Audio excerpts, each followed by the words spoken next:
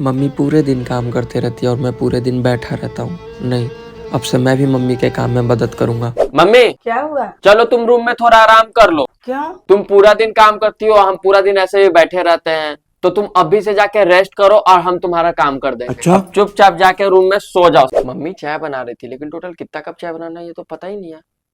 Mummy total कितना cup चाय बनाना है? 3 कप। अच्छा, लेकिन टोटल कितना चम्मच चीनी डालूं? मम्मी टोटल कितना चम्मच चीनी डलाएगा? 3 कप चाय में 3 चम्मच चीनी डलाएगा। हाँ हाँ ठीक है ठीक है। इस वाले चम्मच से या इस वाले चम्मच से? बेवकूफ कहीं के। तुम ही रेस्ट करो, हम जा रहे हैं चाय बनाने।